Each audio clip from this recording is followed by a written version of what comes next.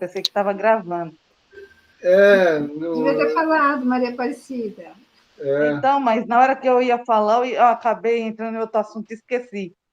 Aí você falou do som, eu pensei que estava gravando fora daqui, não estava aparecendo a imagem. Eu vou começar só um pouquinho aqui antes, tá? Puxa, que eu estou sem condição de gravar, de fazer a alteração na gravação, viu? Ai, Deus do céu. Então, deixa para outra aula. Não, eu vou começar aqui, deixa eu ver onde que eu parei. Então, bom, pessoal, então sejam bem-vindos, bem-vindas à aula 23 do curso de Engenharia de Segurança do Trabalho da Pastoral Operária. Puxa vida. Mas como nós começamos aqui nas aulas, né, e eu esqueci de gravar, e eu estou começando a gravar agora, tá?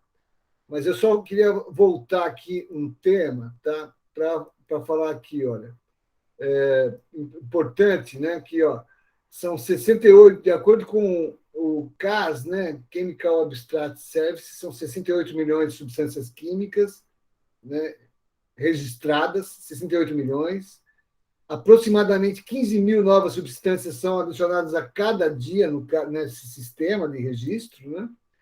100 mil substâncias possuem uso comercial e apenas cerca de 800 substâncias possuem recomendação de valores de limite de concentração, tá? O limite permitido de utilização. Então, a gente vê que o número de produtos químicos que existem é muito maior do que aqueles que têm. Então, quando a gente fala em avaliação quantitativa, né, a gente teria como comparar os valores de 800 substâncias. A maioria, né, não daria para comparar, porque não tem limites aí, não tem limites conhecidos. Né? 68 milhões de substâncias químicas, a cada dia 15 mil. Esse dado aqui já é um pouco antigo, temos hoje mais de 100 milhões de substâncias químicas e 800, né, por aí, apenas que tem esses limites. Então, quando se fala em avaliação quantitativa de produto químico, a gente já fala assim, olha, não vai dar para fazer de tudo, porque nem tudo é conhecido. Né? Isso que eu queria falar. Além das mudanças de estados, né, que ele pode estar, além de ter vários fatores aí de propriedades, cada um tem uma propriedade física ou química, né? A volatilidade varia muito de produto, né? Eles podem se transformar os gases podem ser inalados, os líquidos também podem ser inalados, as partículas também podem ser absorvidas pela pele, os sólidos também, né? Pela ingestão, são as formas de entrar no corpo humano, né? Tem vários grupos de produto químico. Aqui tem um filme mostrando aqui os gases que saem no abastecimento de um tanque de automóvel, por exemplo, né, que tem benzeno, que é cancerígeno, tá? E a gente estava falando agora aqui de como fazer esse reconhecimento, né? Avaliar, identificar todos os produtos químicos, fazer uma avaliação qualitativa, e aí a gente fala de avaliação quantitativa. Né? Avaliação quantitativa a gente pode comparar com os valores que tem na NR15, com os valores que tem na SCGH, e aqueles que não tem, né? Enfim. E vamos ver como é que a gente vai fazer os controles e as avaliações. Então, o que a gente estava falando era justamente desse ponto, e aí eu vou parar por aqui um pouquinho para a gente voltar aqui no que a gente estava conversando. Quem que está fazendo a pergunta, senhor Geraldo? O senhor, né? Só para a gente continuar aqui. Você não falou na gravação aí a data de hoje, né? Hoje é 22, né? 22, estou até meio perdido. 22 de... 22, aula 23. 23 de fevereiro. 23 de fevereiro de 2020. Não, dia 22 de fevereiro, aula número 23. Isso. 22 de 2 de 2022. Né? Então, muito bom. Por isso que eu confundi falando que a aula é 22, é a aula 23, né? Para sair um pouco fora desse Isso. dois aí. O professor está gravando agora? Está gravando, agora está. Então, estava falando que o professor Gilmar estava falando do documento que é colocado ao lado da Sim. máquina ou do produto, né? Esse documento aí provavelmente deve ter uma ANR, né, Gilmar? Sim. É o seguinte, esse documento, essa informação, a FISP, Ficha de Identificação de Segurança do Produto Químico,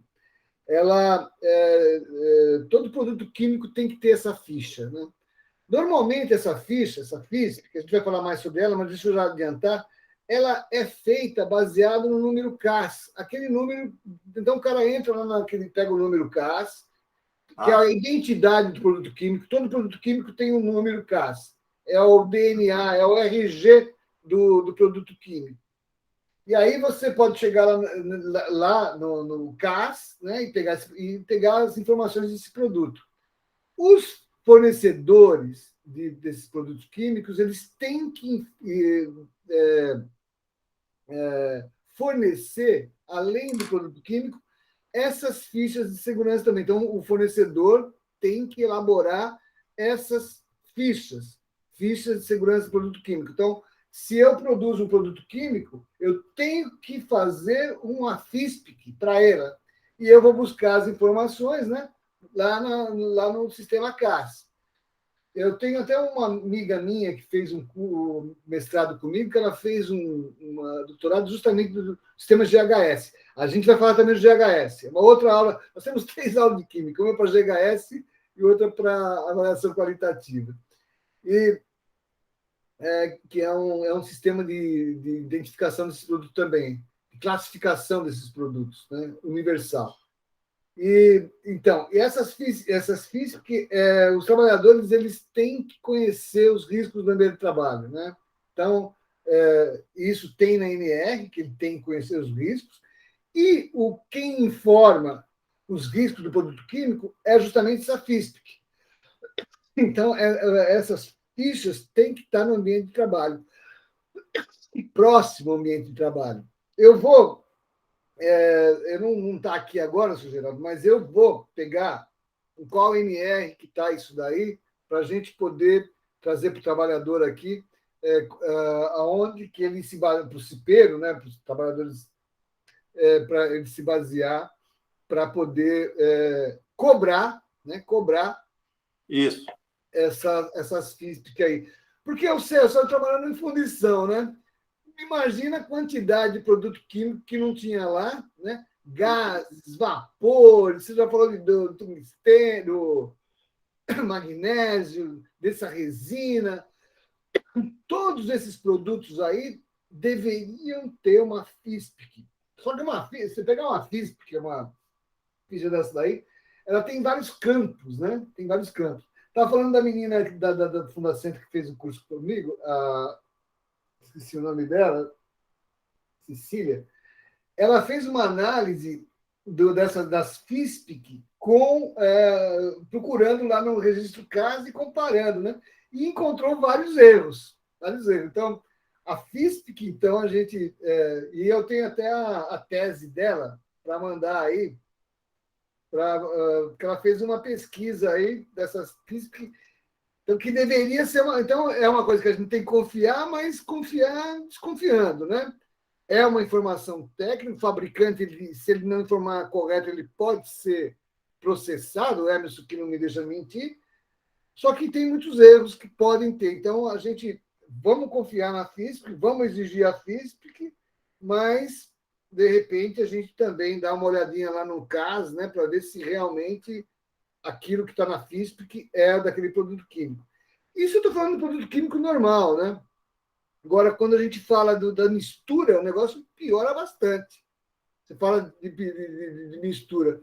Eu me lembro que lá na Mercedes, por exemplo, na fábrica que eu trabalhava, no setor de pintura, eles usavam um tipo de thinner, um thinner reaproveitado, né? Só para limpeza.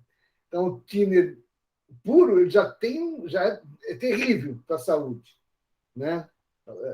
E aí o pessoal usava na mistura com as tintas e tal, e depois caía muito, aí eles reaproveitavam o thinner filtrava para usar depois na limpeza. Você imagina, né, comer uma carne estragada, né? Se o thinner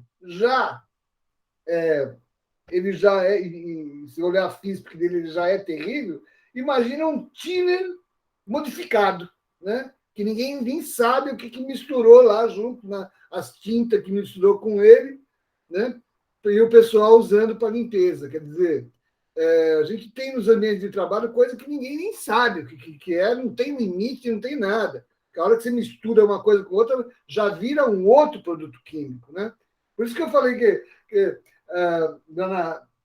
quando a Eveline perguntou se ia mudar a NR15 dos limites, o Albino falou que ficou de verificar, eu até falei aqui que a NR15 já faz anos que está sendo modificada e nunca é modificada, porque é sempre prorrogada, que nem a resolução aí do PPP.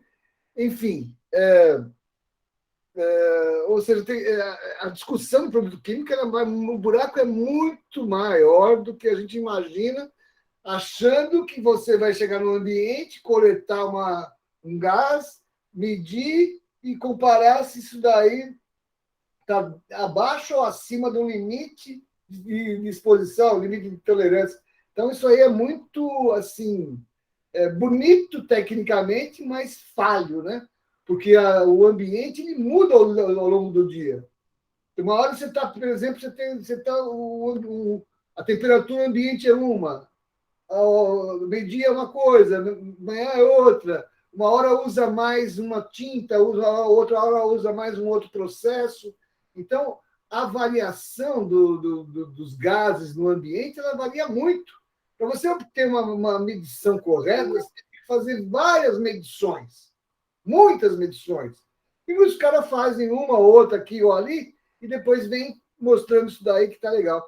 Por isso que eu falei para vocês, eu tenho duas aulas, uma de fundições e a outra de processo de decapagem lá, esqueci de novo o nome.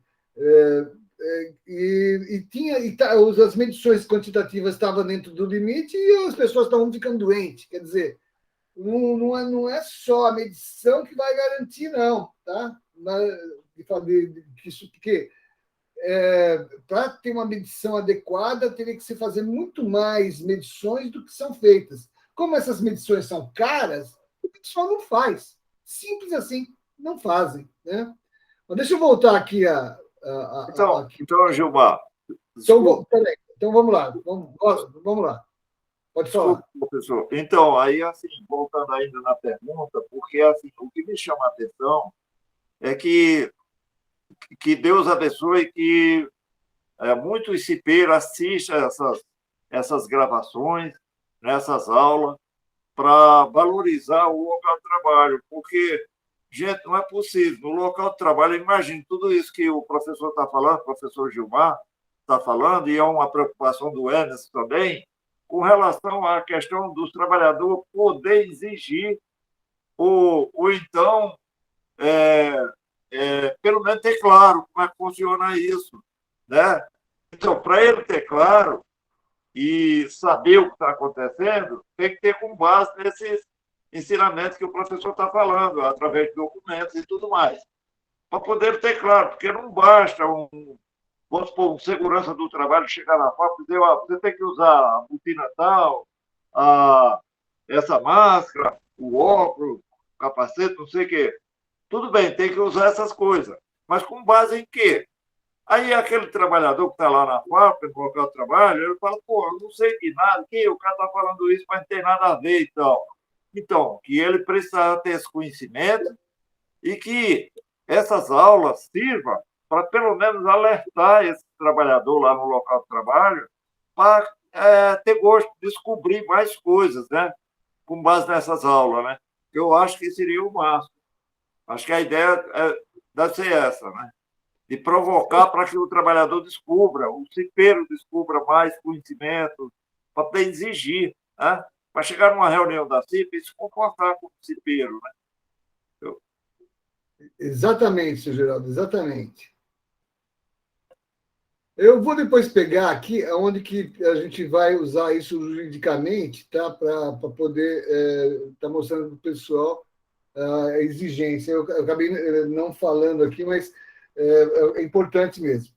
Então, só para a gente voltar aqui para o assunto, deixa eu colocar aqui, eu estava compartilhando a tela, eu até procurei na NR15, não estava lá físico, mas depois eu acho isso daí, não se preocupa não. Tá? Deixa eu pegar aqui, eu estava compartilhando. Tá. Então vamos lá. Vamos só voltar aqui rapidinho. Então a gente tem que classificar esses riscos, né? Colocar etiqueta, porque ninguém vai conseguir também ficar olhando as FISPIC, né? Tem que colocar etiqueta, um resumo do que está ali, né? Ver quais as exposições, avaliar os riscos, identificar quais são as medidas de controle, se usa máscara, se usa luva, exaustor, ventilação, né? E para fazer. Então, num programa de agente químico tem que ter, por exemplo, os deveres e responsabilidades das pessoas, né? Dos empregadores, de fornecer as informações para os trabalhadores utilizarem os EPIs, os fornecedores informar os dados, né? Como é que vai classificar o risco, como é que vai ser a rotulagem, né? Ter os rótulos, né? Essas fichas de dados de segurança do produto químico, né, que a gente falou, ficha FISPIC, né? Ficha de segurança do produto químico, os controles operacionais, né? Como é que vai fazer os controles, os EPIs, os EPCs, os projetos para trabalhar com isso, como é que vai ser as práticas de trabalho, limpeza, manutenção, enfim, os equipamentos de proteção individual, o treinamento para os trabalhadores, né? Fornecer todas as informações para eles sobre os males que podem causar o produto químico, para eles poderem tomar as medidas necessárias, e as manutenções, né? Manutenção do sistema, enfim, tem como é que vai controlar essa exposição, por exemplo, se os trabalhadores eles são expostos a produtos químicos, deveriam ter exames médicos específicos, né?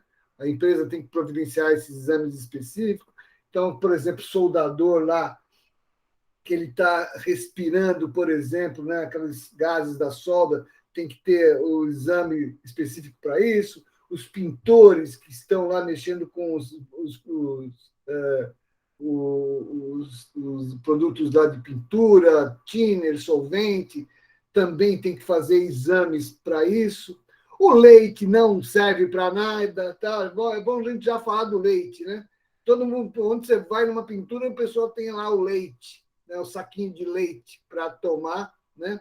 E ainda muitas vezes ele toma, o leite fica aberto e ainda contamina o produto químico, ele bebe ainda um leite contaminado, né? E que não serve para nada, a não ser o leite é um excelente alimento, só, né? E tem um mito, né? Um mito em pessoal que trabalha em pintura tal, que o leite evita isso daí. Nas empresas se encontra, no setor de pintura, sempre o pessoal fornece de graça o leite lá, né? E o trabalhador acha que o leite protege alguma coisa, então o leite não protege nada, né? Enfim, acabar com esse mito do leite, né? Não com o leite, se a empresa quiser continuar fornecendo leite, pode fornecer porque é bom, né, para a saúde, mas tem que tomar no lugar adequado, né, limpo. Também, no caso de emergência, por exemplo, derramamento do produto ou incêndio, tem que ter um procedimento de emergência. Se tiver alguma doença, tiver um acidente, também investigação, fazer uma análise de acidentes, a gente vai ainda falar sobre isso. Enfim, então a gente tem, dentro de um programa de produtos químicos, tem bastante etapas a fazer, tá? E aí, falando dessas fichas de informação sobre substâncias químicas, a gente começou a falar, vamos continuar, né? Então, a informação mais correta dessas informações estão lá naquele endereço que né, tem lá um endereço que está aqui, né, do NIOSH, que mostra lá os dados dos produtos, tá?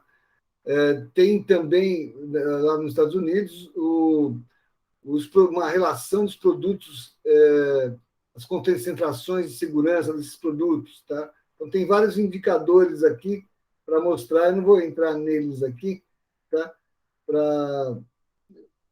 Deixa eu ver esse banco de dados de segurança do trabalho, aqui. Não dá para ver aqui. Depois, então, são várias informações que estão disponíveis aí, né?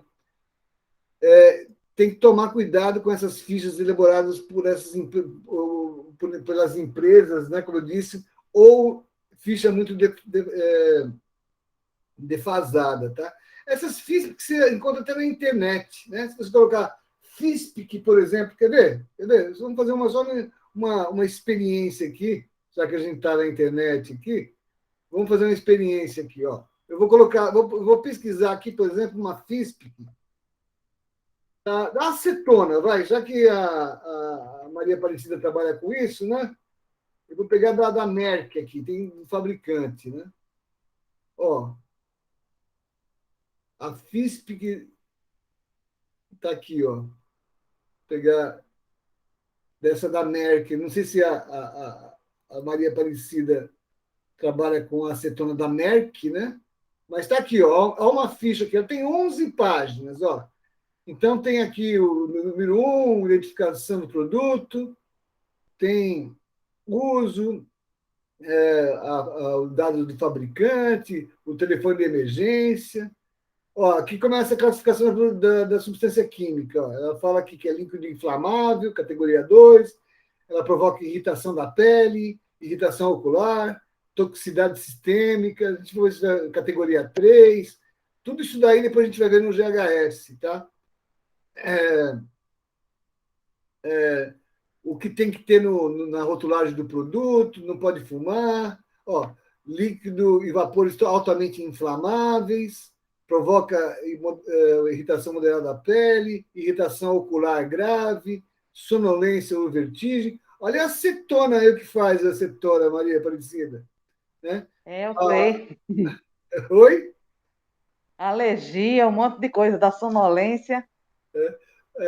Aí a precaução, mantenha afastado do calor, mantenha o recipiente hermeticamente fechado, evite inalar as poeiras, fumos, gases, use luvas de proteção, como se desse para usar luva de proteção trabalhando no manicure, né? E caso de contato com a pele ou com o cabelo, retire imediatamente toda a roupa. Em caso de inalação, remova a pessoa para o local ventilado. Informação toxicológica para o médico. Ó, caso a irritação ocular persista, consulte o médico. Em caso de incêndio, utilize areia seca. Então, você vê que aqui tem um monte de medida de primeiro socorro, medida de combate a incêndio. Você vê que tem 11 folhas aqui, né? Então, como eu disse, tem que fazer curso para poder mexer com essa, entender, né, essas fichas. Alguém chamou aí? Então, aí eu fiz curso de primeiros socorros e combate a incêndio por conta disso. Enfermagem, né? Caso precise socorrer, você tem que estar preparado para tudo. Aí eu falava para o meu marido, que ele também fez, né? Porque ele trabalhava com produtos químicos. Aí eu falei, aqui, ó, quem pegar fogo primeiro, o outro apaga o fogo. Ele, Deus me livre. Deus me livre. Então, tudo é perigoso. Dentro de casa, desde de casa até você ir para o trabalho e voltar, tudo é perigoso, né? Pode acontecer qualquer coisa, você tem que estar preparado. Um produto químico mais ainda. Você vê, eu estou falando de um produto, né? Tem os outros Pode produtos. acetona, tudo isso, hein? Estou falando só da acetona, que eu sei que você usa. Imagina, né? O resto. Imagina, tem muita coisa. E você vê, uma ficha de 11 folhas, né? Se você, mesmo que você coloque perto do local de trabalho, se você não der informação para o trabalho, se você não pegar aquelas 11 folhas e pegar um resumo das principais, né? O cara vai ficar lendo o dia inteiro lá as 11 páginas e não vai, no final, entender direito o que tem que fazer. Então, muitas vezes, a gente tem que, além de ter a FISP, que se o cara for, o cipeiro for meticuloso, ele vai ler item por item, a empresa tem que fazer um resumo do principal. Ó, aqui tem que usar luva, tem que usar não sei o quê, a máscara, no caso disso, para poder... Quando eu mexi com um produto químico lá na empresa, a gente fez chamava de diálogo de segurança, mas, na verdade, era um documento, né, que a gente colocava o produto químico e as principais recomendações aí para aquele produto, né, para tentar resumir, né, porque na hora do vamos ver, o cara não vai pegar aquela ficha lá e ler as 11 folhas na hora de pegar o fogo, né? Aliás, na hora que pega o fogo, poucas pessoas estão preparadas para combater o fogo.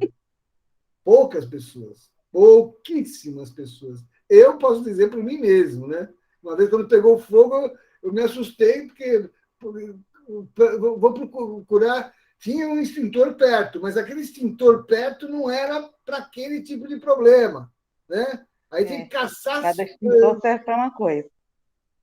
Porque se for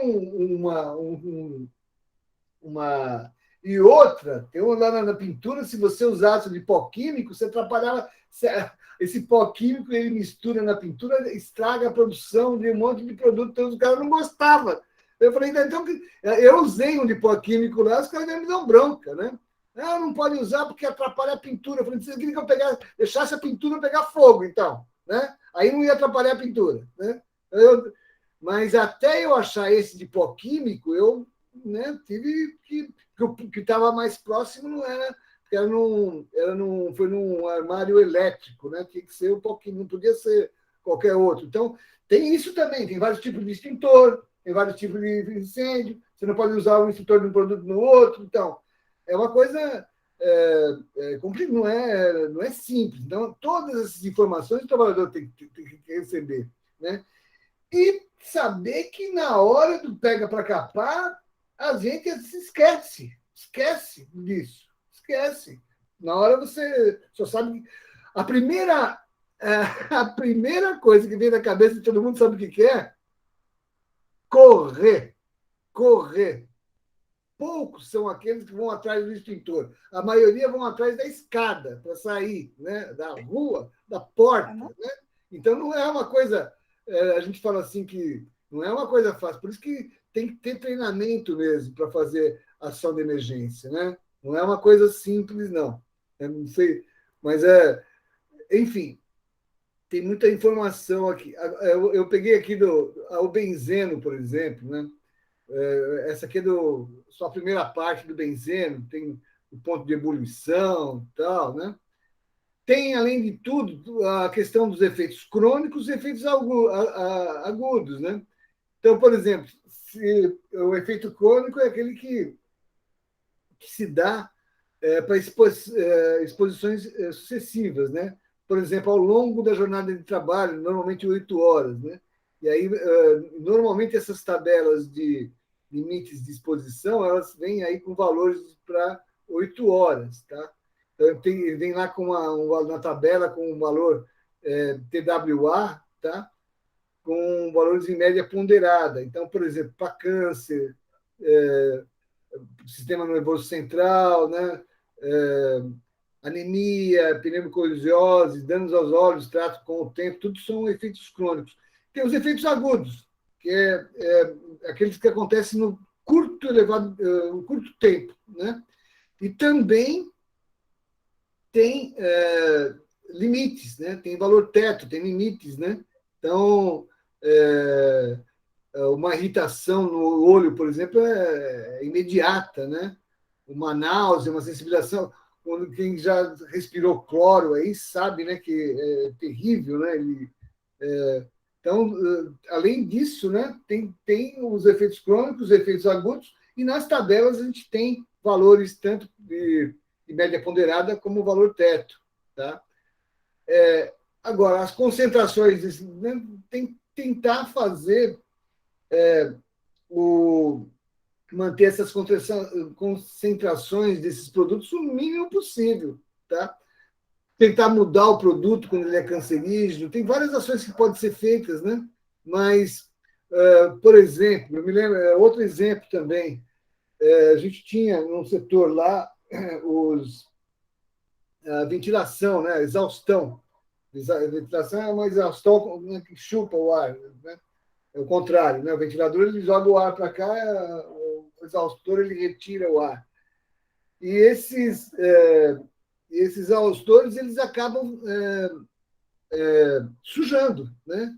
E conforme ele vai sujando, ele perde a capacidade de tirar o ar, né? Então tem que fazer manutenção periódica, tem que fazer várias. Então são vários, né? Várias medidas que podem ser feitas, né? Então, a gente tem normalmente os limites de exposição ocupacional, né? O Léo que a gente falou, né? E outros fatores também. Depois eu vou explicar. Né? Então, por exemplo, você tem o TWA, por exemplo, para a jornada de trabalho, né? Então, tem esses limites, né? TWA, né? Então, o limite da NR15, por exemplo, 8 horas por dia, até. E se o cara fizer hora extra, né? Pessoal, aí tem que mudar, aí não pode ser o cálculo, né? Esses limites, né, de tolerância, eles vão prevenir aqueles efeitos crônicos, tá? Tem também nas tabelas o que eles chamam de valor teto, valor pico, né? Em inglês é ceiling, né? Para evitar aqueles efeitos agudos. Então, nessas tabelas, né, da CGIH, da NR15, tem, então, valores, né, tanto para jornadas longas como para tempo curto. Tá? Ressalvado que a gente já falou, né, que essas medições aí, elas são, assim, duvidosas. Tá? Tem também fatores de digressão, né, que quando você não tem esses limites aí de curto tempo, tá? Você tem que fazer um controle dessas concentrações. Você não conhece os riscos, né? Você tem que afastar das pessoas o mais rápido possível, tá? Então eles não têm valor, ou procurar a gente viu, tem mais de 100 milhões de produtos químicos, né? A gente tem lá 800, tem um número muito reduzido desses valores. A gente está falando de valores, né, que representam apenas uma pequena parcela de todos os produtos químicos que estão. Né? Então, no Brasil, esses limites de tolerâncias, né, estão lá no NR15, anexo 11, 12. Vou pegar aqui. Na NR9 tem que ter essa avaliação dos agentes físicos, químicos e biológicos, a gente já falou. Na NR15, né, atividades e operações insalubres, ela envolve o anexo 11, 12, 13 e 13A. Tá? E a NR7, aquilo que eu falei, que tem os controles médicos, né, que tem os indicadores biológicos. Tá? Então, para ter uma avaliação, o ideal é você ter uma pessoa especializada em higiene ocupacional. Tá? Então, por exemplo, no NR15, né, a gente tem lá o anexo 11, né, que alguns agentes químicos a insalubridade é caracterizada por limite de tolerância e inspeção local do trabalho. Então, quando você fala de limite de tolerância e inspeção local do trabalho, você está falando de medição, né? Medição daquele produto para ver se ele está dentro daquele limite, né? Então, aí no anexo 12 tem os limites para poeiras minerais, o anexo 13, agentes químicos, e o 13A é o benzeno, né? Tem um anexo só para o benzeno. Tá? Então, na NR15. Bom, como eu disse, né, a NR15 está sob revisão sempre. Então, ela fala lá do limite de tolerância. Eu não gosto desse termo, limite de tolerância, né? Mas é assim que na NR15 está. Entende-se por limite de tolerância, para os fins dessa norma, a concentração ou intensidade máxima ou mínima relacionada com a natureza e o tempo de exposição ao agente que não causará dano à saúde do trabalhador durante a sua vida laboral. Esse não causará é uma, vamos dizer assim, mentira, tá? Porque você falar de um limite de tolerância, tá? Que vai falar que aquilo lá, se o trabalhador respirar abaixo desse limite de tolerância, ele não vai ficar doente durante a vida laboral, não é correto, né? Por vários fatores, né? Primeiro, porque a gente já viu que não tem limite, né, para todos os produtos, né?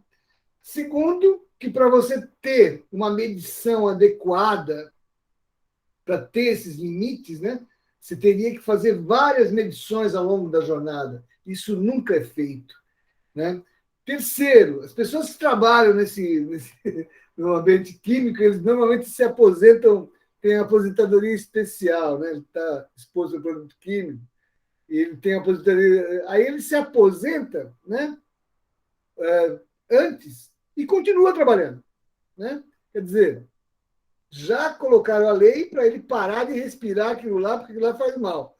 Aí ele para de trabalhar e continua trabalhando, aposentado, continua recebendo aqueles valores lá, né? E os valores de saúde, de aposentadoria, e continua recebendo os produtos químicos, respirando os produtos químicos, ingerindo, enfim. Tá? Agora, se você pegar a definição da CGIH, né, da Organização Internacional do Trabalho, né, e esse INSPE aqui, que é da Espanha, um órgão da Espanha, ele fala assim, ó, são as concentrações das substâncias dispersas na atmosfera sobre as quais supõe-se que quase todos os trabalhadores possam estar expostos dia a dia sem sofrer efeitos adversos à saúde, né? Olha a diferença de definição, né, da NR15, garante que não vai ficar doente, né? O mundo todo fala, supõe que quase todos os trabalhadores possam estar, né? É uma suposição, tá? Esses limites de exposição, toda vez que alguém pergunta de limite de exposição, eu lembro disso daí. Tá? Muito cuidado com esse limite de exposição, né? E aí, quando o aluno pergunta assim, aí que isso vai mudar, os limites vão mudar? Calma, calma, vamos discutir. E essa questão merece uma discussão detalhada em aula. É isso que a gente está fazendo aqui agora, tá? Se você pegar outro aqui, por exemplo, né? Ele fala que nas quais, esse aqui é do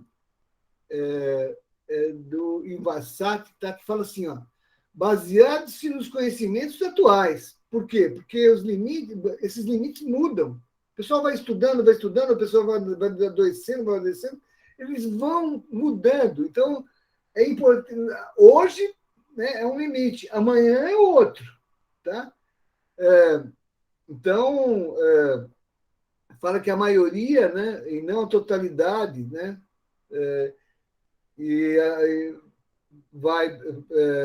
não vai ficar doente, uma pequena porcentagem poderia também, mesmo trabalhando em umas concentrações inferiores a esse limite, ficar doente.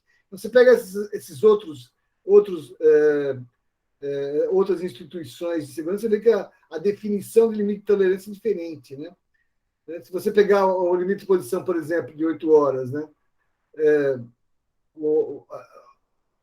Aí a gente tem os limites na NR15, né? Que é 8 horas por dia, até 48 horas por semana. Tem os da CGIH, né? Que é para 8 horas por dia, 40 horas por semana. Você vê que, então, é um pouco diferente isso. E também para algumas misturas, tá? Tem também indicadores da CGH. Na NR15 não tem para mistura, tá? Então, ela tem alguns produtos aí. Para a medição de curto tempo também, são as medições instantâneas, né? O valor teto, na NR15. Na CGH, chama de sailing, né? Também é valor teto também para 15 minutos. Também tem esse TLV-STEL aí, de medição curta, de 15 minutos. Tá? Então nessas tabelas, né, de limites, tem uma série de informações aí, né? Vai depender se é curto, se é longo, enfim. Tá? Aí você pegar, por exemplo, os agentes químicos aqui, né? Aqui o limite de tolerância, de acordo com Ministério Público do Trabalho, tá? Aí, se você pegar, por exemplo, o brutaliano, né? Aqui é 780. Se você pegar no ACG, aqui na NR15 é 780. Se você pegar na CGH é 2 ppm. Ó, de 780 que tem na NR15 cai para 2 ppm, tá? Porque provoca câncer de fígado. Então, isso a NR15 nunca foi atualizada, ela continua lá com aquele valor antigo. Outros exemplos também, né, do valor teto, por exemplo, se você pegar por exemplo, né, do cloreto de vinila aqui, né, o valor teto é 156. Se você pegar do ACGH, é 1 ppm também, né? Em 2012, eles descobriram que provoca câncer de fígado. Então, se você pegar vários outros valores aqui também, né, se comparar do CGH com o do NR15, você vai ver várias disparidades, né? A NR15 nunca foi atualizada e esses valores da CGH, então, são atualizados anualmente, tá? E novos produtos são acrescentados. Então, por exemplo, se você pegar, por exemplo, as medições, olha, isso aqui são exemplos de medições, tá? Então, por exemplo, tem um aqui, as medições, então, esses valores mais altos aqui são o valor de pico, que você compara com os limites de teto, tá? Essas outras medições aqui são em vários períodos. Vocês veem como muda, né? Como muda bastante, né, ao longo da jornada, tá? E aí você olha aqueles limites, né? Então, por exemplo, o valor teto é um limite maior, um valor do Ministério do Trabalho ou da NR15 é um valor já menor, né? Porque é um valor para efeitos agudos, tá? Bom, aqui tem uma explicação do que é esses limites de exposição curta, eu já falei, tá? Aqui de alguns valores, né, de limites aí, né? Aqui também entra o limite de odor, né? Naquela tabela, até a Evelise uma vez perguntou, então tem limite, por exemplo, de odor para benzeno, né? Então tem aí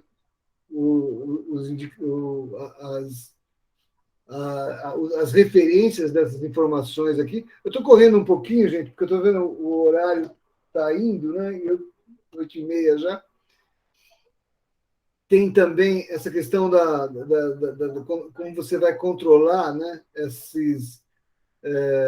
Então, por exemplo, na NR15 tem lá essas medições instantâneas, né, com valor teto, tá?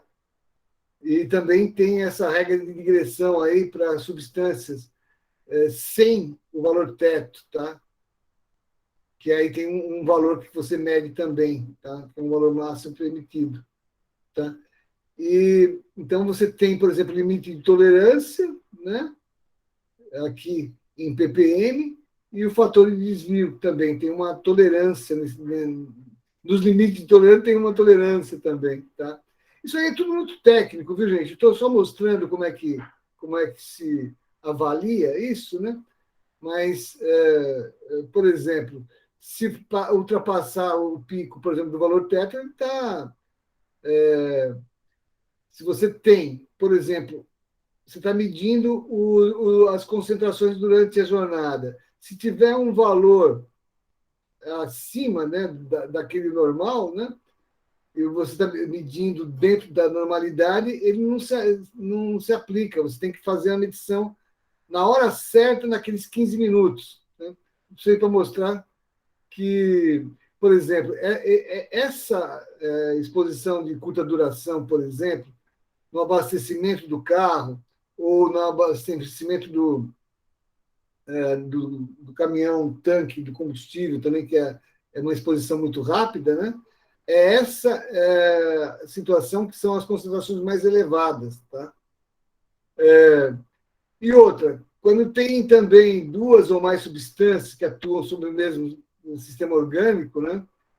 Você tem que combinar os efeitos. Né? Por exemplo, você tem uma substância que ataca o fígado, aí você tem uma outra substância que ataca o fígado. Se você mistura essas duas substâncias, o efeito no fígado vai ser muito maior do que você somar só os valores individuais. Então, é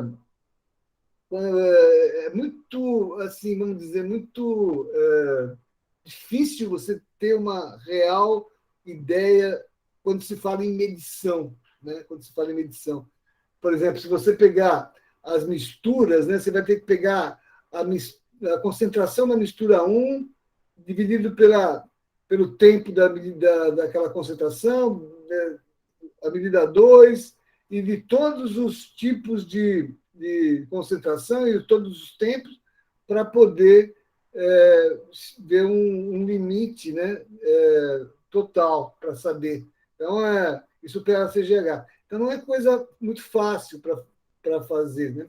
Mas tem como fazer, tanto para a medida normal quanto aqueles valores tetos lá. Então, dá para você fazer as contas aí utilizando concentrações e tempos diferentes de produtos diferentes, tá?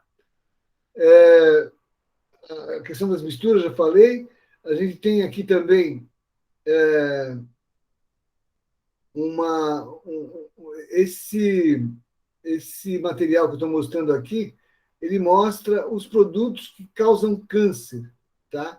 A gente já falou antes aqui, eles são classificados em grupo 1, grupo 2A, grupo 2B, grupo 3. Então, tem uma lista, né, dos produtos que causam câncer para seres humanos, né? Essa IEA, Internacional Agência. A gente vai ter uma outra informação melhor, que depois a gente vai tirar daqui, não só de câncer, mas de outros males também, no sistema GHS, da aula que vem. Tá? Tem também, de acordo com esse IARC aí, né, você tem o primeiro grupo, né? Então, por exemplo, fabricação de álcool, a utilização de ácidos, né? Exposição ocupacional como pintor, indústria de fabricação de borracha, produção de coque. Essa de fabricação de borracha, quando eu estava na Fundacentro, eles estavam fazendo um estudo lá, que o pessoal estava fazendo o pessoal chama de correia, mas não é uma correia. Na verdade, é um anel, né, que o pessoal compra para panela de pressão, né, para utilizar na panela de pressão. E isso daí os caras estavam fazendo manualmente, né, aquecendo a borracha, usando um molde lá e todo improvisado, junto com areia, e no final eles perceberam que as pessoas estavam morrendo nessa operação, morrendo, né? Porque não tinha, estavam sendo de formas inadequadas, o pessoal misturava um produto com outro, a borracha com, enfim, estavam morrendo. O pessoal da Fundação dedicou até um grupo para estudar esse processo aí. Então, a fabricação de borracha, por exemplo, é terrível, né? Então, nesse grupo 2A, por exemplo, eletrodos de carbono, refinaria de petróleo. Esse grupo 2B, a betume, né? De novo, né? Um tipo de borracha aqui, ou massa asfáltica, né? O asfalto. Então, durante a pavimentação das estradas, escapamento de motor a gasolina, né? Então, esse IARC, né, que é um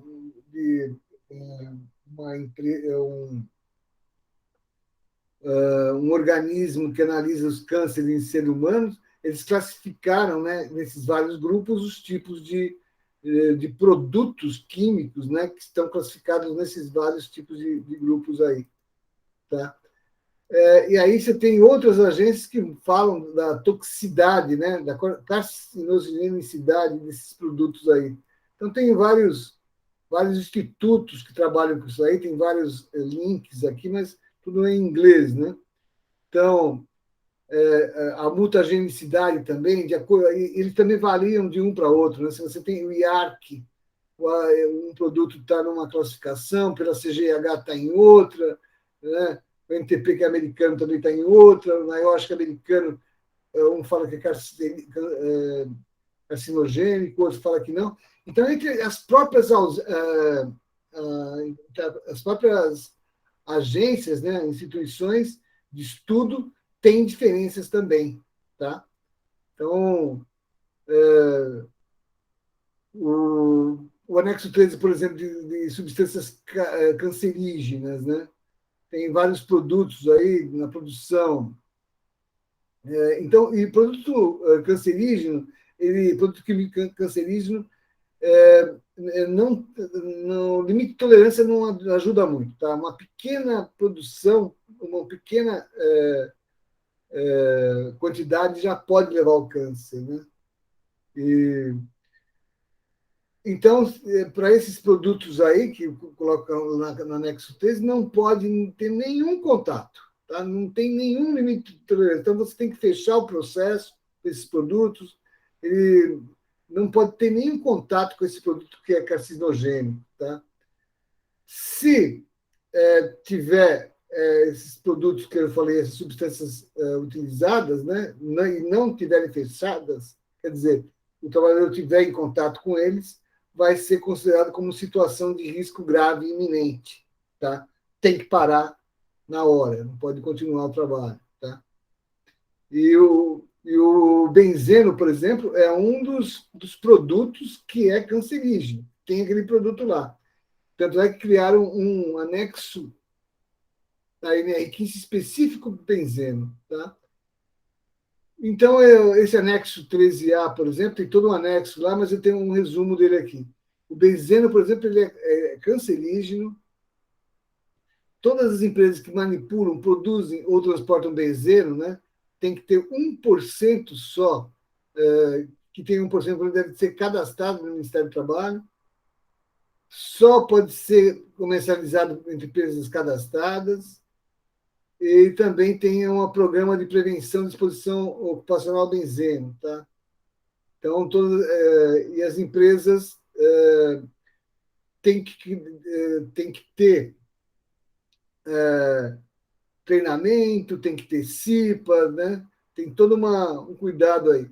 Posto de gasolina, por exemplo, né? Que utiliza o benzeno, né? Tem que ter vários cuidados. Não vai dar para a gente analisar todo o anexo 13A, né? Então, por exemplo, teve uma portaria. Além disso, não é só a NR, tem a legislação também. Por exemplo, teve essa portaria interministerial aí de 2004, que ela proibiu, né, com benzeno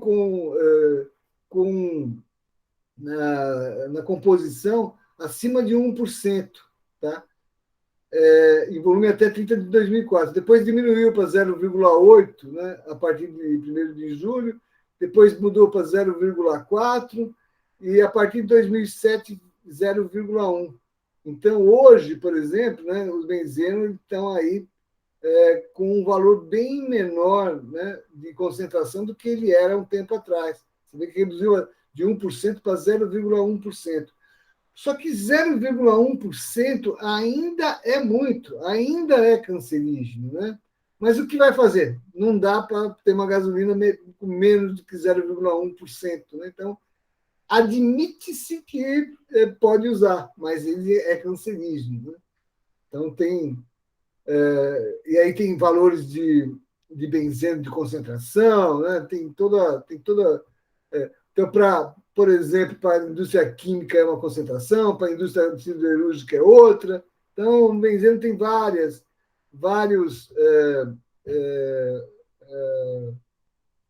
assim, itens que têm que ser estudados. Tá? Tem também uma instrução normativa da avaliação das concentrações de benzeno no ambiente de trabalho. Bom, enfim. Né? A questão do nível de ação também, tá? Lá na NR9, né, fala que quando não tiver a NR9, ela deveria ter os anexos, né? Porque a NR15 ela estabelece aqueles limites que a gente já falou, tá? Aqueles limites lá que são duvidosos, né? Limites de concentração que são duvidosos, que são desatualizados, que são diferentes dos internacionais, né? E a NR9 deveria ter, né, é medida preventiva independente do limite de concentração ou não, tá? Então, eles colocaram lá que enquanto não forem feitos os anexos a essa norma, né, tem que colocar lá, usar os limites de tolerância da NR15 e seus anexos, o nível de ação é a metade dos limites de tolerância, o nível do agente ruído, a gente já falou, a metade da dose, enfim. E aqui na NR9 também tem aquilo lá, na ausência de limite de tolerância da NR15 e seus anexos, né, devem ser utilizados os valores da CGH. Então, lá na própria NR9, fala, ó, o limite que não tiver na NR15, né, pode ser utilizado os valores da CGH. Como a CGH muda todo ano, né, eu acho até que deveria, a NR15 deveria falar assim, ó, usa os valores da CGH, todos, né? Porque a gente já viu que a NR15 é um valor, na CGH é outro, né? Muda muito, porque a CGH muda todo ano. A NR15 nunca mudou, né? Sempre estou falando que vai mudar, mas nunca mudou.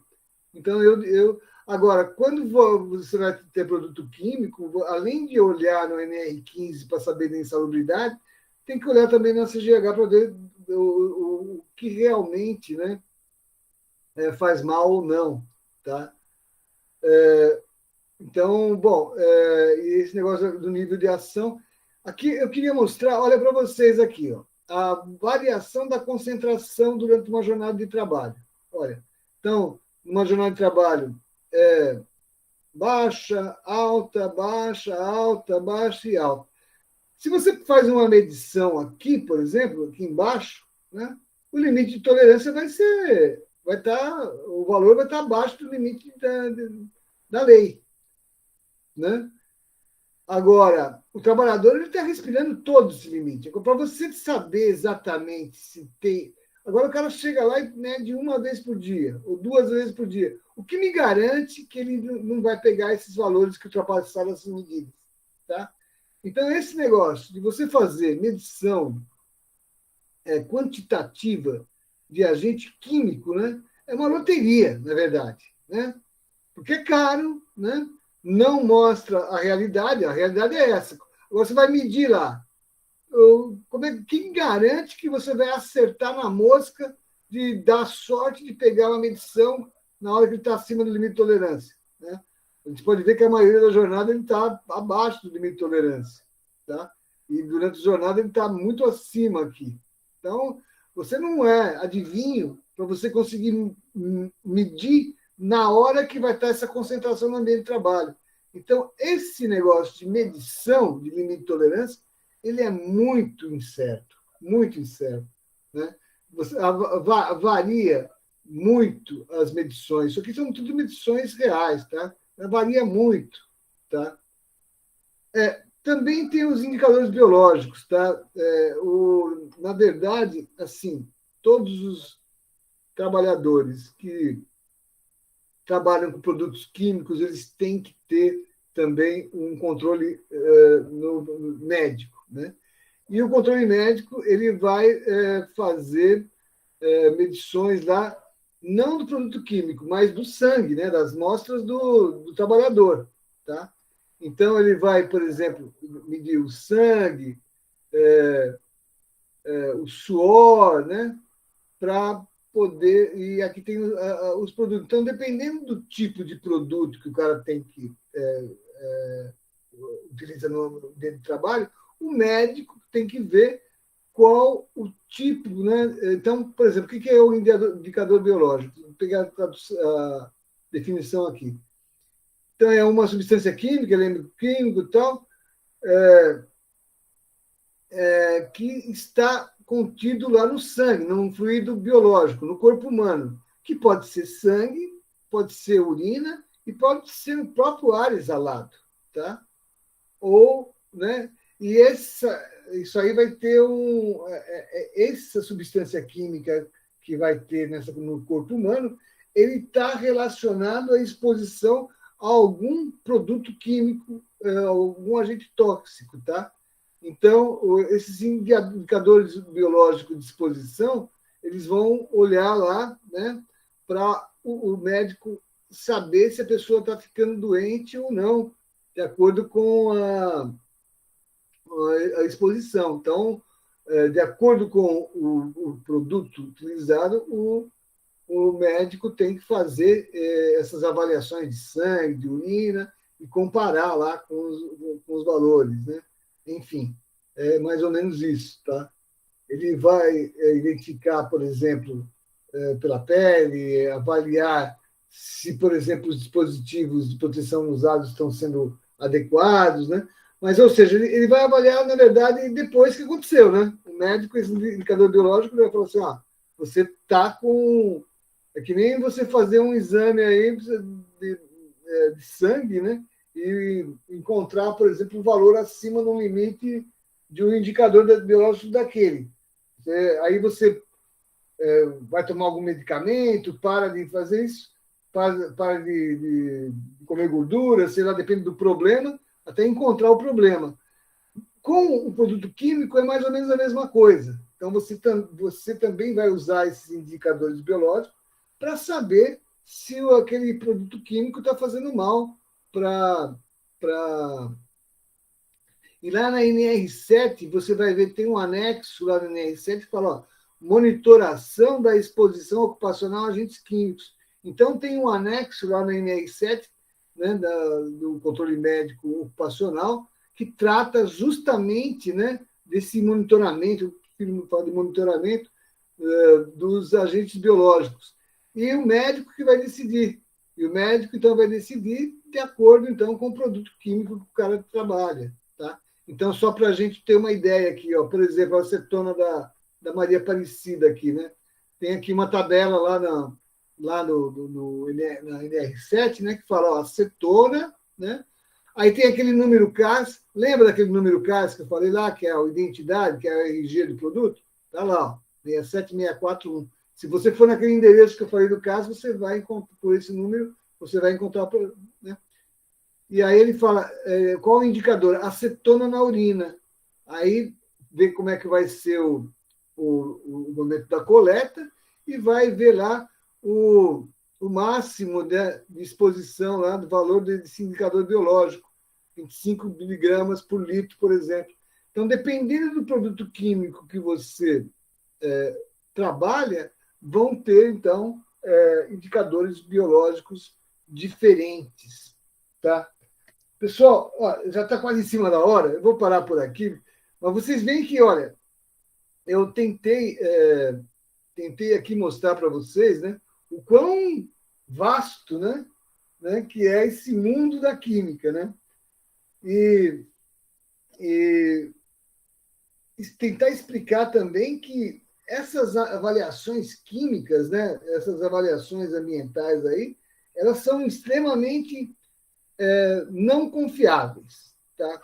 Então, o que eu planejei para as 2 aulas que a gente tem ainda de química? Uma é falar do GHS. Esse GHS é um sistema de rotulação do sistema de produto químico que ele auxilia a gente a saber se aquele produto ele é cancerígeno, que tipo de dano que tem aquele produto. Tá? Isso é o GHS. E para a última aula, né, para a terceira aula, eu programei da gente fazer uma avaliação qualitativa dos riscos. Avaliação qualitativa. Como a gente pode fazer uma avaliação qualitativa? Até, por exemplo, a Maria pode utilizar sem medir nada. Sem medir nada. Hoje em dia, as empresas, os organismos, a Fundacentro, tem vários livros da Fundacentro, inclusive, que fala sobre isso, estão querendo, estão propondo muito mais utilizar essas avaliações qualitativas para a segurança do que as quantitativas. Porque a gente viu que as quantitativas têm muitos problemas, né? A NR15, se você falar assim, vou medir lá, está acima ou está abaixo, né? Você tem um valor totalmente incerto para pagar uma insalubridade, né? E não vai proteger coisa nenhuma o trabalhador, porque, como a gente viu, ele não vai conseguir fazer uma medição para saber se está acima, se está abaixo, E se tiver acima, você vai pagar insalubridade, não vai, né?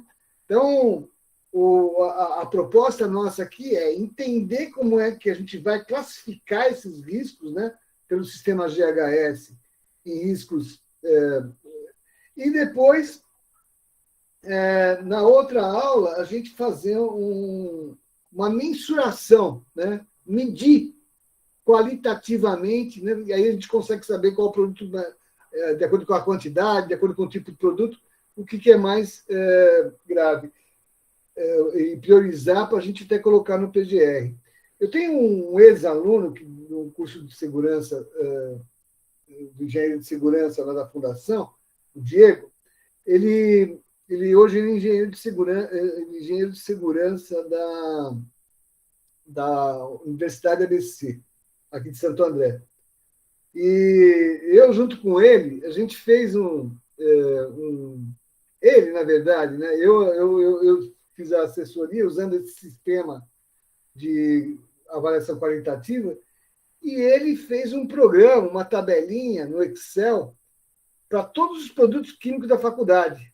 E ele conseguiu lá, nesse sistema, classificar quais os setores mais perigosos, quais os lugares mais perigosos, qual o produto mais perigoso, né? Com esse sistema que a gente criou aí, eu e ele, basicamente, né?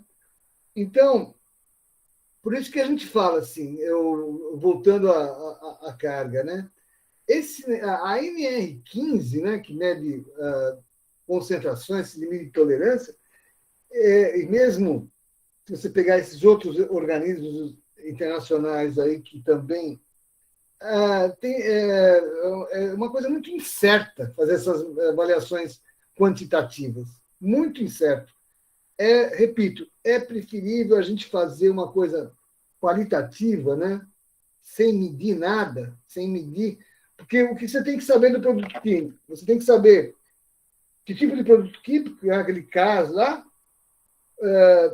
algumas informações sobre esse produto químico, a quantidade, e aí você vai ter como fazer um controle e uma priorização do que é mais perigoso, do que é menos perigoso.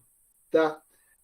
Eu sei que toda vez que eu venho aqui, que a gente começa a falar de um assunto complexo, né, perigoso, complicado, eu fico assim, porque como eu fiz um resumo, muita coisa eu acabei tirando daqui, que poderia, em várias aulas, a gente ter uma explicação melhor do que de tudo isso que a gente está falando, né?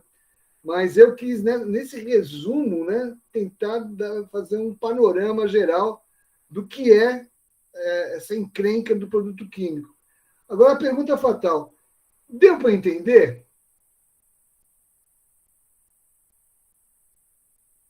Quem fala primeiro? Deu para entender? Se ninguém falar nada, eu percebo que ninguém entendeu nada, né, do que eu falei. Deu para entender um pouco, só que não, eu vou ter que ler todo o material novo, mas deu para entender bem. Oi? Assim, resumindo, né? Resumindo o que a gente falou aqui bastante. Pode falar, Emerson. Boa noite a todos. Maria Aparecida, Meise, Geraldo, professor Jerônimo. Boa noite. Eu vejo essa questão, ela é muito específica, né? Quando fala de elemento químico, é caso a caso, e o levantamento entra nessa parte aí, como o senhor falou, da condição avaliativa ou quantitativa. E esse é um aspecto que reflete, como eu sempre falo nas aulas, lá no perfil profissiográfico profissional. E, efetivamente, nesse contexto, muito poucos profissionais que conseguem apurar assim com tanta maestria esse assunto. Por exemplo, o senhor está falando do benzeno ali. Postos de gasolina, trabalha com a gasolina, o benzeno, né? E a avaliação, como o senhor falou, a questão ou usa a NR15 e, salvo o melhor juízo, a CGIH, né? devido ao fato de onde há omissão por parte da NR15, usa esse outro medidor a título internacional. Mas eu vejo, assim, no mundo real, é muito difícil fazer a quantificação e a qualificação disso. Porque, como o senhor disse agora especificamente, é muito técnico e nesse contexto é caso a caso. Cada elemento químico tem a sua faixa de abordagem e tem que se analisar também pela condição da atividade, e falando só num aspecto não só trabalhista, mas os reflexos na questão da especialidade do labor. Então, dentro de tudo que eu sempre utilizo aqui na minha fala, é uma complexidade muito grande, e a saúde do trabalhador, nesse aspecto aí das NRs, volto a dizer, muito poucas pessoas que têm esse conhecimento, principalmente quando o senhor falou, quando tem 2 elementos químicos, como é que você faz? Até que ponto? Se há uma junção em cima de uma atividade só. Então, sempre cria-se aqui um ponto de interrogação, mas absorvo aqui que a matéria foi muito clara, explicada, mas é caso a caso, né? Mais uma vez, a gente tem que especificar a cada situação. O que acontece? Né? Quer falar alguma coisa, João? Então, acho que o que eu entendi assim, e gostaria que as pessoas que assistirem essa gravação futuramente, entender que o ponto, para mim, de partida, é, primeiro, os conhecimentos técnicos. Como o professor falou, que a cada dia eles podem se modificar, né? Pelo menos as avaliações de risco e tudo mais. Então, acho que cabe a essas pessoas que estão como cipeiro ser muito político a cada momento no local de trabalho para ir em busca desse conhecimento, onde que ele estiver, né? Acho que esse curso aqui deve ser uma provocação, né? Não que possa trazer, que cada uma pessoa consiga, dentro da sua imaginação, colocar todos esses conhecimentos, seria impossível, mas sim uma provocação aí em busca disso.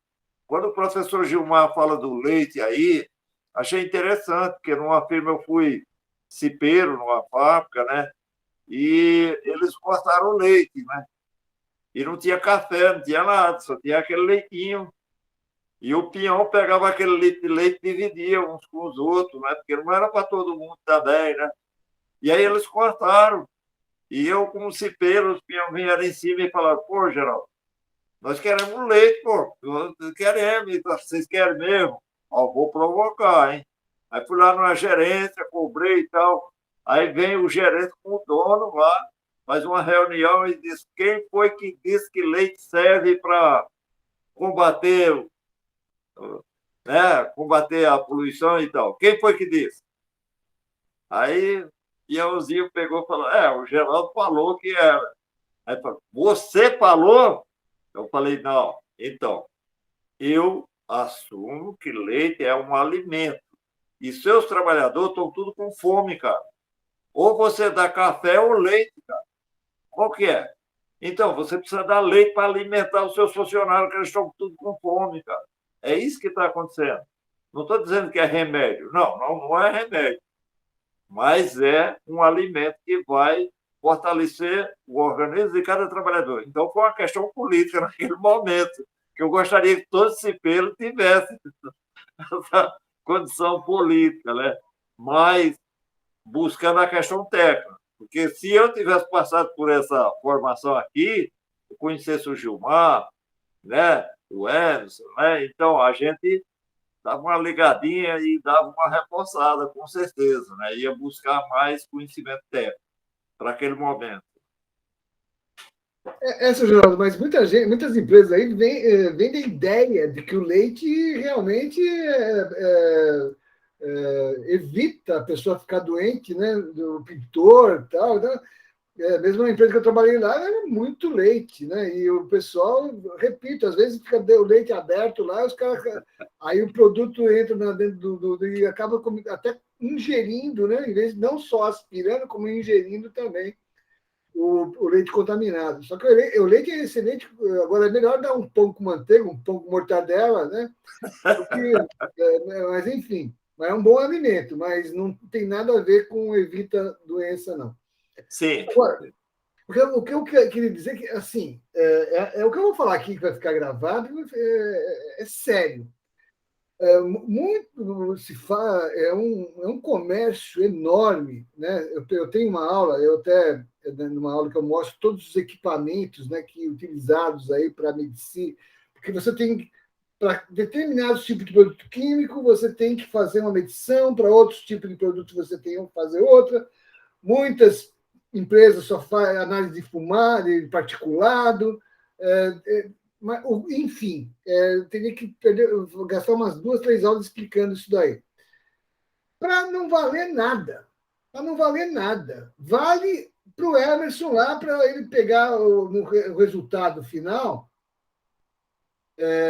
e falar assim, está acima ou abaixo, paga ou não paga a insalubridade. Mas o resultado para a segurança do trabalhador é nada. Porque mesmo que pagar a insalubridade, né, ele vai ficar doente do mesmo jeito. Né? Não é uma porcentagem a mais do salário mínimo, né, que a insalubridade é em cima do salário mínimo, que vai evitar, ele vai ficar doente. Então, esse negócio de primeiro, né, apesar que sempre dinheiro a mais sempre é bom, mas, enfim. Agora, dependendo do produto químico, ele pode entrar na questão da aposentadoria especial. A aposentadoria especial, e ainda no PPP, lá que a gente até precisa falar, aí sim, porque aí ele vai trabalhar menos anos, ele vai respirar menos tempo aquele produto químico, então, se ele não continuar trabalhando, né, porque a maioria dos pintores que eu trabalhei na empresa que eu trabalhei, eles se aposentavam e continuavam trabalhando. Aposentou especial, para falar para o cara, parou por aqui, vai para casa agora, não respira mais isso aqui, e o cara continuava trabalhando. Quer dizer, o que adianta também a aposentadoria especial se ele continua trabalhando, que era para trabalhar menos anos, se ele continua trabalhando no mesmo ambiente. Agora, isso aí envolve, porque essas análises químicas aí são caríssimas, caríssimas. Você tem que analisar o produto químico que ver a medição, tem vários instrumentos, fazer. Isso é caríssimo, muito caro para fazer. Então, são poucas empresas que fazem. E eu estou falando, né? É difícil você fazer, para fazer certo mesmo, nem aquela jornada que muda muito, você teria que fazer várias medições, muitas medições, para você ter uma ideia daquilo lá. Os caras não fazem isso, é caro. Ele mede uma vez, num dia, numa jornada, uma vez no outro dia, chega lá com aquele valor, coloca lá na empresa, a empresa, eu fiz a medição quantitativa e não deu nada, eu estou dentro da NR15 e nem vou pagar insalubridade. Então, ou mesmo que pague, vai pagar um pouco a mais e não vai resolver o problema. Né? E a maioria das empresas, na verdade, fala da Maria Aparecida, por exemplo, que é o salão de beleza, um monte de produto químico lá. Como é que vai fazer medição? Não tem como fazer medição. Né? E muitas outras empresas. Por isso que a gente vai trabalhar aqui com essa questão da avaliação qualitativa. A avaliação qualitativa ela é recomendada na Fundacentro, ela é recomendada em um monte de lugar. Agora, para a gente fazer a avaliação qualitativa, a gente tem que aprender os riscos que tem esses produtos químicos, que a gente vai aprender na próxima aula. Falar do GHS, que é um sistema universal de classificação de produto químico. Entendendo esse GHS, aí na outra aula a gente vai fazer, então, como que a Maria Aparecida ou como qualquer empresa que utiliza produto químico deveria trabalhar com produto químico. Que nem esse meu ex-aluno fez lá na faculdade dele lá. A faculdade dele lá tinha um monte de laboratório. O laboratório tem um monte de produto químico. Ele falou, o que eu faço com esse 1 milhão de produto químico, com um monte de laboratório, para saber qual que é o laboratório que tem mais risco, qual trabalhador que tem menos risco, né? E até, se de repente, né, num local desse, identificasse que tem um produto químico perigoso, fazer até alguma avaliação quantitativa para pagar um pouquinho a mais lá. Mas não, esse negócio de pagar mais, ele sempre, eu sempre fico meio preocupado, viu? Vender a saúde por dinheiro não é o ideal. Por isso que aqui nesse curso a gente vai ensinar a como agir para prevenir doença e não para pagar mais por causa da pessoa vai ficar doente, né? Pode falar, Emerson. Essa questão que o senhor está falando não volta lá naquela primeira aula que a gente teve, nas primeiras aulas, na ficha que tem que se fazer dos riscos e depois as medidas de controle. E aí eu lhe pergunto outra questão. Nessa individualização e pela alta complexidade que tem cada atividade, o ambiente do trabalho e o elemento químico, no caso que a gente está trabalhando aqui, não teria entrando um pouco também no campo jurídico, uma empresa para abrir uma empresa não teria uma regulamentação assim preventiva em proteção à saúde do trabalho? Isso tem na Europa, tem algum outro país que trabalha dessa forma, preventivamente, antes de abrir a ocupação, a fonte de trabalho? Porque aí se arrumaria medidas de controle preventivo antes de ter o problema. Porque, como o senhor falou, até pontuando agora que o senhor estava tocando no assunto, posteriormente da reforma previdenciária teve um efeito que agora em janeiro, fevereiro, se não me engano, efetivamente o cidadão que se aposentar pela especial, ele não pode mais seguir. Ou ele volta a trabalhar e perde a aposentadoria e deixa ela paradinha lá, e o dia que ele sair daquela função, daquela atividade, ele se beneficia da especialidade, da parte especial, da aposentadoria especial. E no contexto aqui, eu vislumbro aqui a operacionalidade da lei, se nós tivéssemos uma legislação mais forte na prevenção e ligada ao direito comercial, faria com que, para te abrir uma empresa de fundição, vou usar lá na área de seu geral, o que vai, quais elementos químicos que tem lá? Aí faria avaliação no quadro de atividade tal, vai esse elemento. Eu acho que falta um pouquinho de conexão nessa parte, que aí depois tu teria como operacionalizar até a repreensão sobre o fato viria antes do direito, né? Então, nesse contexto, eu vejo assim, e toda vez que a gente tem mais uma aula aqui, mais me abre o horizonte de pensar que as legislações existem, tanto que existe NR, existe normas, existe as trabalhistas, existe as previdenciárias, as de ambiente de trabalho, e só que não estão interligadas. E aí cada um fica no seu núcleo discutindo e não se interligam. Isso é uma visão pessoal aqui que eu estou dividindo aqui com a turma e não sei se isso é um conceito que estou falando certo ou não. Exatamente isso. Então, as empresas que trabalham... Deixa a Neise falar primeiro, depois eu falo. Pode falar, Neise. Microfone, Neise. Microfone. Abre o microfone. Neise, abre o microfone. Isso tem que ser uma proposta para levar para frente ampla.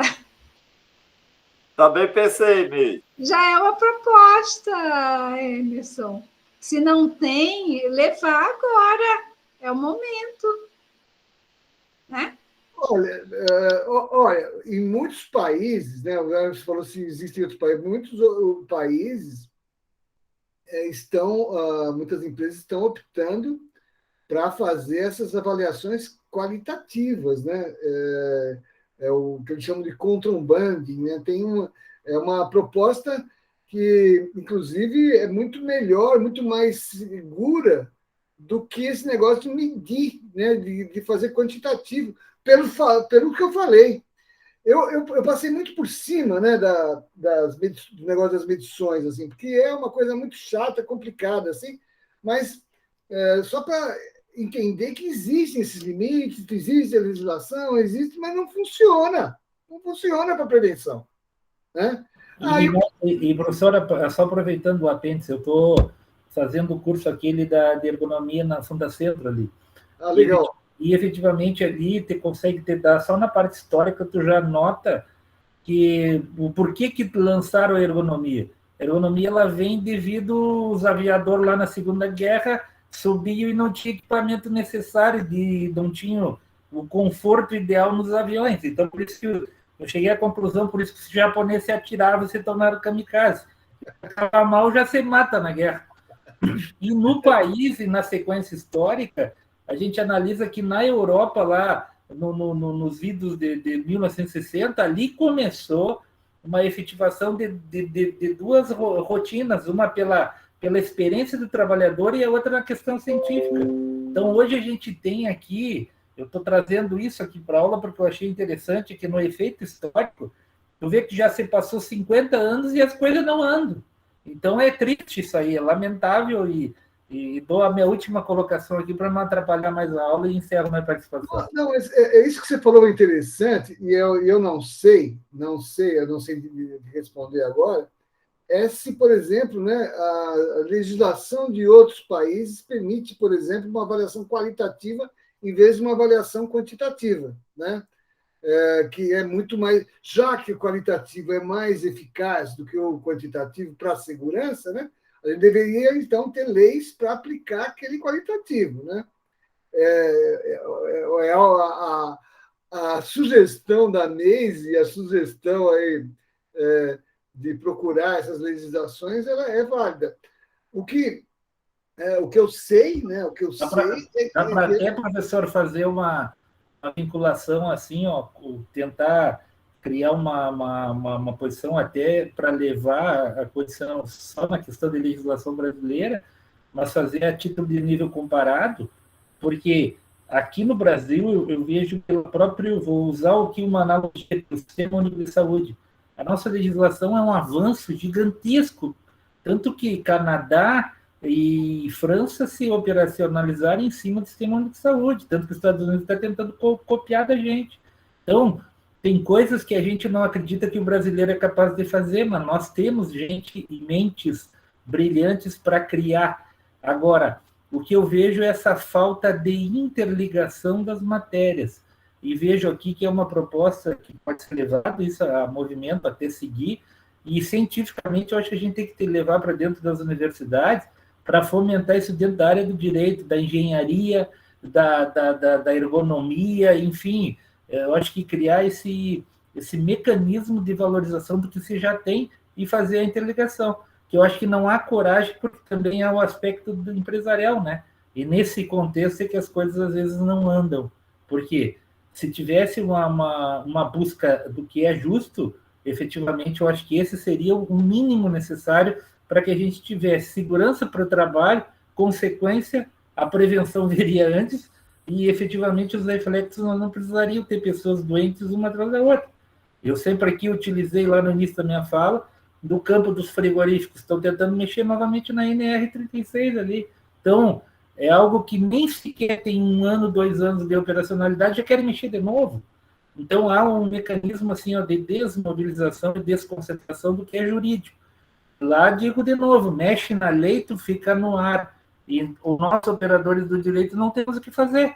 Então, na realidade, esse é um mecanismo estratégico até de se analisar com muita, assim, ó, com muita firmeza, com muita responsabilidade. Isso é uma proposta que tem que se levar à frente. E já uso frente ampla. Legal. Agora, só falando desse PPP aí, dessa mudança, que você mandou lá no grupo, né? Que, na verdade, o PPP ele continua, né? O que foi adiado é a forma eletrônica dele, né? Eu me lembro que, antes do governo Bolsonaro, teve um vídeo, eu devo ter esse vídeo em algum lugar aí, né? Que estava até o velho da van falando, né?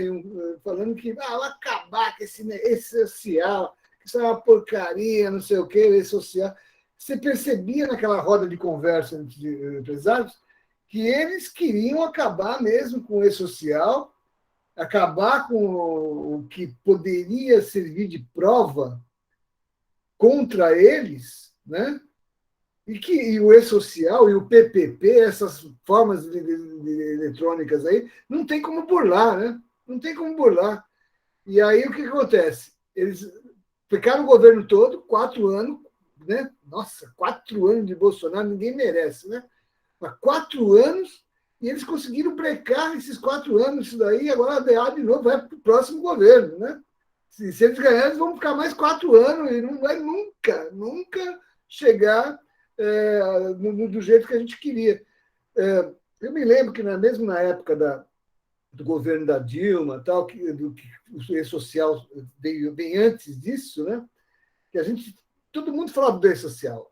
Que agora o E-Social vai resolver o problema de segurança do trabalho. Agora, porque o que é o E-Social, né? Na verdade, são informações sobre o que a gente está falando, sobre os riscos no trabalho, produtos químicos no trabalho.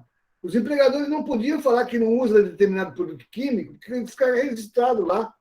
Se amanhã depois um cara ficou doente por causa daquele produto químico e o cara não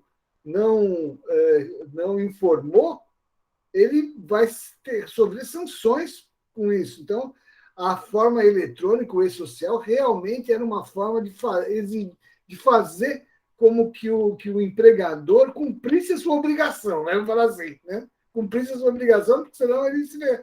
E eles foram adiando, e eles não querem cumprir. Eles não querem, empresários que nem esse velho da van aí, esses caras, eles não querem cumprir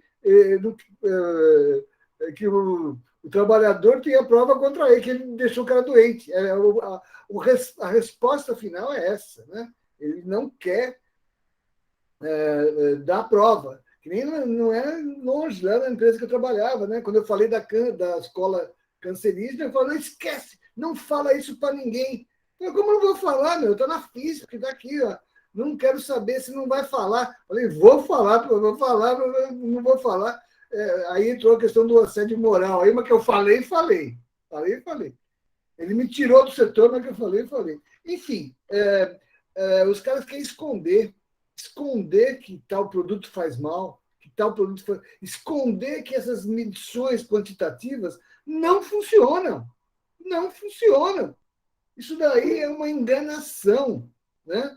E aí a gente fala isso aí no curso de segurança do trabalho, o cara, eu vou medir, e agora?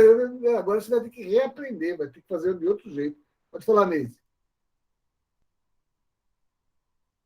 Professor, eu vou encaminhando para o final e que eu vou jantar. Eu também.